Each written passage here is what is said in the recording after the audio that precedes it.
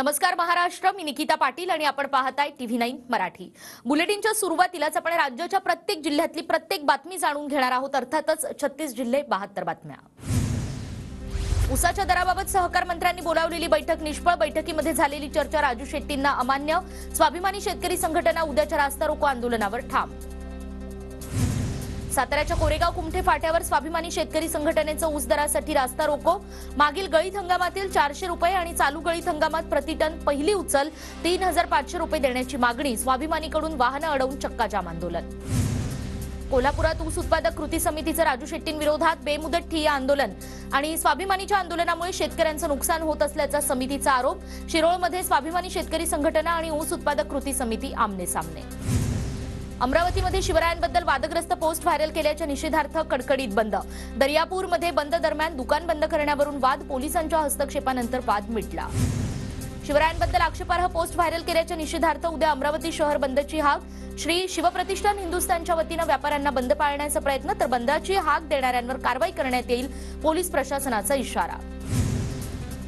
छत्रपती शिवाजी महाराजांच्या पुतळ्यावरून कोल्हापूरच्या गडहिंग्लज तालुक्यात तणाव। हडलगे गावामध्ये विनापरवाना उभारलेला पुतळा पोलीस प्रशासनानं पोलीस बंदोबस्तात हटवला। गावात तणावपूर्ण शांतता।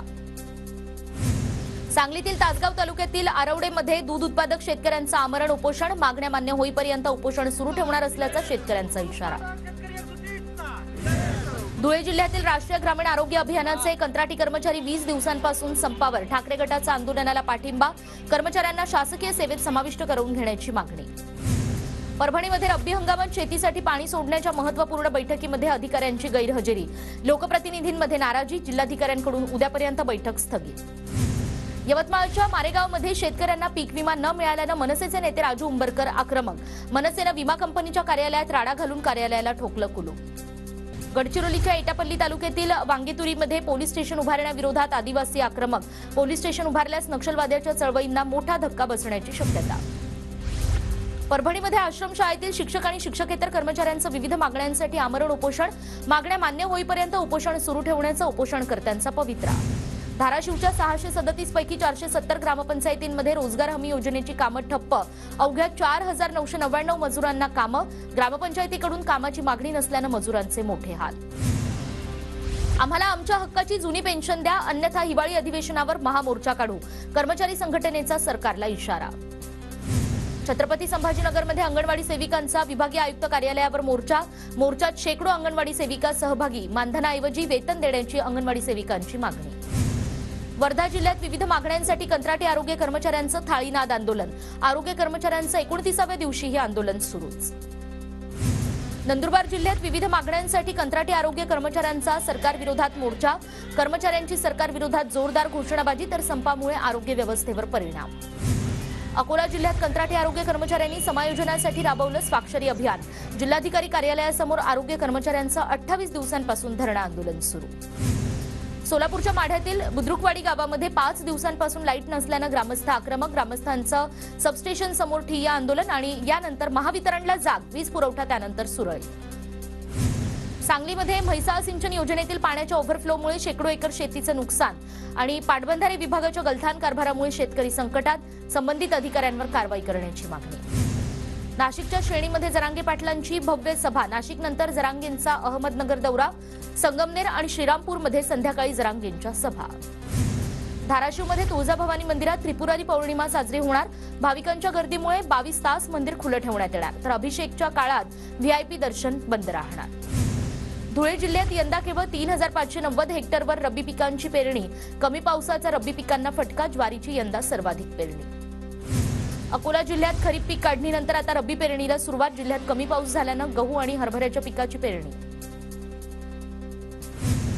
धाराशिव जिल्ह्यात कमी पाऊस झाल्यानं खरीपाच्या पेरणीला फटका। जमिनीत ओल नसल्यानं 3 लाख हेक्टरवर पेरणीच नाही, तर 26% क्षेत्रावर पेरणी झालेली असली तरी पिकांना मात्र पाण्याची समस्या। वाशिम जिल्ह्यात कमी पावसामुळे यंदा रब्बीच्या पेरणीवर परिणाम। कृषी विभागाच्या अहवालानुसार आतापर्यंत 42,904 हेक्टरवर रब्बीची पेरणी। अमरावती जिल्ह्यातील तब्बल 88% गावं दुष्काळाच्या सावटाखाली। अमरावतीतील 79 महसूल मंडळात दुष्काळसदृश परिस्थितीमुळे शासनाच्या सवलती लागू। धाराशिव जिल्ह्यात दुष्काळाची दाहकता वाढली. पाणी टंचाईमुळे 78 विहिरींचं अधिग्रहण. अनेकांची घोटभर पाण्यासाठी वणवण भटकंती, तर काही लोक सायकलवर घागरीमध्ये पाणी आणून तहान भागवत असल्याचंही चित्र.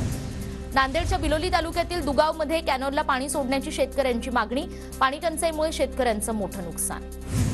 वाशिम जिल्ह्यात कापूस पिकावर लाल्या रोगाचा प्रादुर्भाव. शेतकरी चिंतेत. कृषी विभागाकडून मार्गदर्शन होत नसल्यानं शेतकऱ्यांची नाराजी. धाराशिव जिल्ह्यात दुष्काळ सदृश परिस्थिती असताना पाणी चोरीचा अजब प्रकार उघड. तुळजापूर तालुक्यातील कोरेवाडी तलावात आडवे बोर घेऊन विहिरीत पाणी उपसा. स्वाभिमानी संघटना आणि शेतकऱ्यांकडून प्रकार उघड. नाशिकच्या पिंपळगाव बसवंत कृषी उत्पन्न बाजार समितीमध्ये टोमॅटो उत्पादकांना अच्छे दिन. 20 किलोच्या टोमॅटोच्या कॅरेट्सला सरासरी 531 रुपयांचा दर. पुण्याच्या दौंडमधील कानगाव या ठिकाणी वखारीतील कांदा बाजारात पाठवण्यासाठी शेतकऱ्यांची लगबग. सरकारनं निर्यातबंदी उठवून कांद्याला योग्य दर देण्याची मागणी.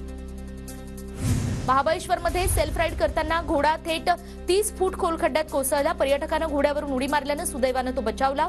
2 तासांच्या प्रयत्नानंतर घोड्याला खड्ड्यातून बाहेर काढण्यात यश. सिंधुदुर्गमध्ये किल्ले विजयदुर्गच्या तटबंदीला डागडुजीला सुरुवात. 3 वर्षांनंतर कामाला प्रत्यक्ष सुरुवात झाल्यानं शिवप्रेमींनी व्यक्त केलं समाधान. उपमुख्यमंत्री देवेंद्र फडणवीस पुण्यामध्ये बागेश्वर बाबांच्या दरबारात. फडणवीसांनी बागेश्वर बाबांचं दर्शन घेतलं. यावेळी त्यांनी बागेश्वर बाबांचं राज्यात स्वागतही केलं. तर बागेश्वर बाबाने घेतलं संत तुकाराम महाराजांचं दर्शन. वादग्रस्त वक्तव्यानंतर बागेश्वर बाबाला उपरती. माझ्या वाचनात आल्यानं मी संत तुकाराम महाराजांबद्दल बोललो. बागेश्वर बाबाचं पुन्हा एकदा स्पष्टीकरण. नाशिकच्या येवल्यातील सायगाव फाटा या ठिकाणी जरांगे यांचं बॅनर अज्ञातानं फाडलं. संतप्त गावकऱ्यांचा येवला भारम या ठिकाणी रास्ता रोको. साताऱ्याच्या प्रतापगडाच्या पायथ्याशी असलेली अफजल खानाची कबर शिवप्रेमींसाठी खुली करा. माजी आमदार नितीन शिंदे यांची निवेदनाद्वारे मागणी. शिर्डीमध्ये ग्रामस्थ आणि साई संस्थांच्या अधिकाऱ्यांमध्ये बैठक. ग्रामस्थांनी वाचला तक्रारींचा पाढा. ग्रामस्थांच्या मागण्यांवर सकारात्मक निर्णय घेणार असल्याचं साई संस्थांच्या मुख्य कार्यकारी अधिकाऱ्यांचं आश्वासन. पंढरपूरमध्ये कार्तिकी यात्रेच्या निमित्तानं विठ्ठल मंदिराला 22 प्रकारच्या फुलांनी सजवण्यात येणार. मंदिर सजवण्यासाठी 5 टन फुलांचा वापर करण्यात येणार. उपमुख्यमंत्री देवेंद्र फडणवीस सपत्नीक कार्तिकी एकादशीची शासकीय पूजा करणार.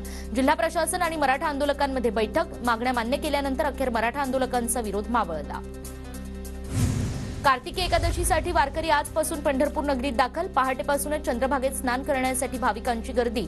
विठू माऊलीच्या जयघोषानं पंढरी दुमदुमली. त्र्यंबकेश्वर मंदिरात 27 नोव्हेंबरपर्यंत व्हीआयपी दर्शन बंद. शिवमहापुराण कथा सुरू असल्यानं गर्दीत वाढ आणि ही संभाव्य गर्दी लक्षात घेता व्हीआयपी दर्शन बंद करण्याचा निर्णय. अहमदनगरच्या शनी शिंगणापूरमध्ये शनी मंदिरात जाणारा भुयारी मार्ग भाविकांसाठी खुला. भुयारी मार्गामुळे मंदिर प्रवेशद्वारावरील रस्त्यावरची गर्दी कमी होणार. वाशिम जिल्ह्यात आढळल्या 2,05,642 कुणबी नोंदी. एकाच भावकीमध्ये असलेल्या काहींच्या नोंदी या मराठा तर काहींच्या कुणबी असल्याचं समोर. सातारा जिल्ह्यात आतापर्यंत 48,056 मराठा कुणबी नोंदी आढळल्या. जिल्ह्यात अजूनही कुणबी नोंदी तपासण्याचं काम सुरू असल्याची जिल्हाधिकाऱ्यांची माहिती. एसटी महामंडळाला विक्रमी उत्पन्न. एकाच दिवसात 37 कोटी 63 लाख रुपये एसटीच्या तिजोरीत जमा. यंदाच्या दिवाळीत प्रवाशांची एसटीला पसंती. वाशिम जिल्ह्यातील 4ही आगार मिळून एसटीला दररोज 27 ते 28 लाखांचं उत्पन्न. दिवाळीमध्ये एसटी महामंडळ मालामाल. शासनाच्या विविध योजनांचा महामंडळाला फायदा. सोलापूर तुळजापूर महामार्गावर चालकाचं नियंत्रण सुटल्यानं एसटीचा अपघात. सुदैवानं कोणतीही जीवितहानी नाही. अचानक घडलेल्या प्रकारामुळे प्रवासी गोंधळले. अकोल्यामध्ये ट्रक आणि बाईकची धडक. 2 जण गंभीर. अकोल्यामध्ये या अपघातात 2 जण हे गंभीर जखमी आणि 2 जखमींवर खासगी रुग्णालयात उपचार सुरू. जळगावमध्ये ग्रामपंचायत निवडणुकीत पराभूत झालेला उमेदवार निघाला घरफोडी करणारा. 20 घरफोड्या केल्याची आरोपीकडून कबुली. 4 चाकी दुचाकी आणि सोन्याच्या दागिन्यांसह 20 लाखांचा मुद्देमाल जप्त.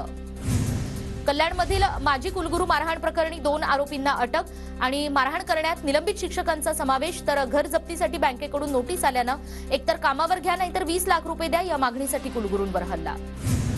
वर्धा जिल्ह्यातील हिंगणघाटमध्ये घरफोडी प्रकरणामध्ये 2 आरोपींना अटक. आरोपींकडून 5,29,000 रुपयांचा मुद्देमाल जप्त. सातारा जिल्ह्यातील शिरवळमध्ये गावठी पिस्तूल आणि 7 जिवंत काडतुसं बाळगणाऱ्याला पोलिसांकडून अटक. समीर मोहम्मद इसा खान असं अटक केलेल्या आरोपीचं नाव. वर्ध्याच्या देवळी तालुक्यातील हत्ये प्रकरणातील फरार आरोपीला बेड्या. अहमदनगरमधून आरोपीला पोलिसांनी घेतलं ताब्यात. गोंदिया शहरात दुचाकी चोरी करणाऱ्या चोराला बेड्या. आरोपीकडून 4 दुचाकी हस्तगत. लातूर शहरात पोलिसांचं कोम्बिंग ऑपरेशन. खासगी क्लासेसच्या परिसरात दादागिरी करणाऱ्या 33 रोड रोमियोंवर पोलिसांची कारवाई. लातूर जिल्ह्यातील उदगीरमध्ये महिलेचा विनयभंग करून युवकाची हत्या, एका आरोपीला पोलिसांनी ठोकल्या बेड्या.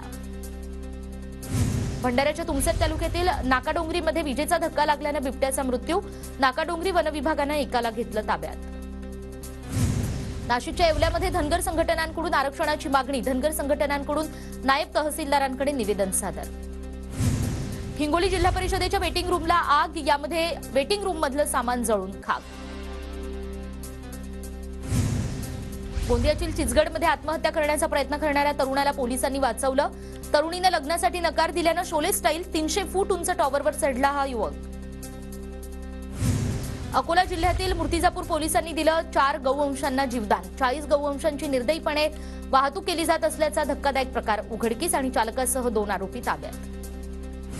ठाण्याच्या विक्रमगडमध्ये विविध मागण्यांसाठी आदिवासी संघर्ष समितीचा रास्ता रोको, पालघर नाशिक महामार्गावर आदिवासी समाजाचं हे आंदोलन.